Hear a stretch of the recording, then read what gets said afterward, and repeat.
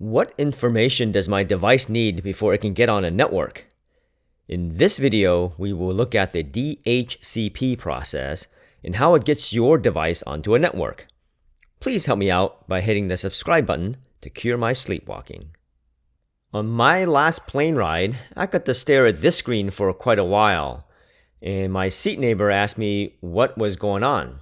Well, let's talk about DHCP and what it does for a device to get on a network.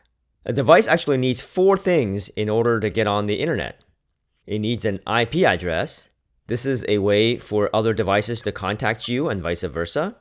It's like a phone number. Everyone has a unique phone number so that they can communicate with each other. And IPv4 addresses look like 192.168.2.75 or 8.8.4.4. So basically, it's 4 octets of decimals ranging from 0 to 255 and separated by periods. The second thing you will need is a netmask. This defines the size of the network that the device is on.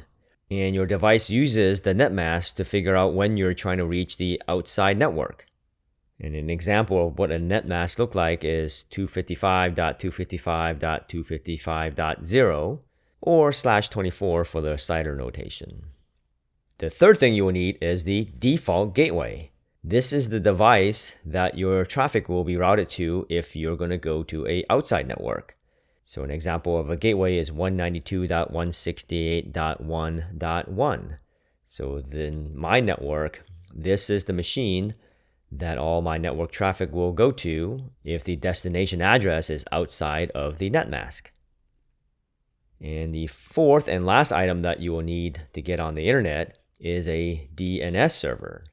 And DNS is basically the way to convert domain names into IP addresses.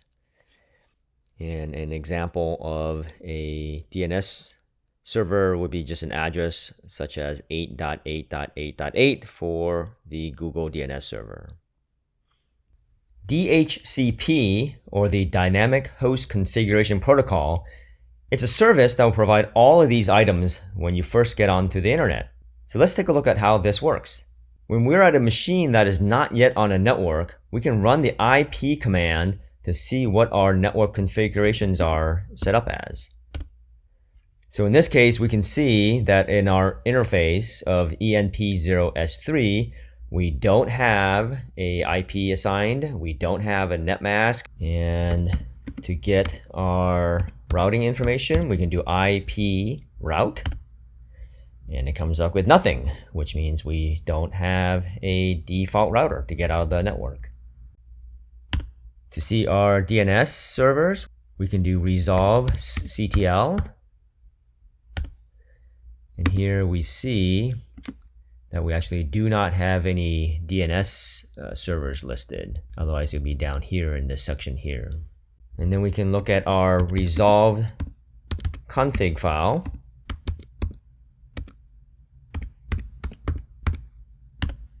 And we can see that we don't have a DNS server set up. It's pointing to ourselves. So now if we ping something like CAINE.live.net,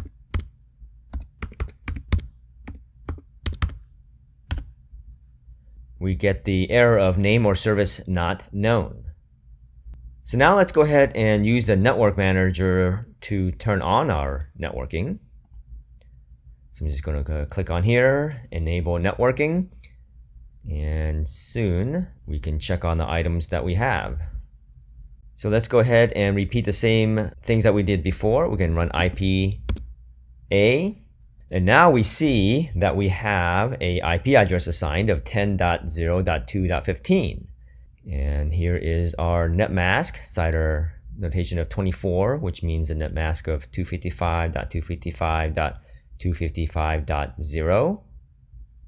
And once again, we're going to take a look at the default router by typing IP route. And you can see here that our default route is 10.0.2.2.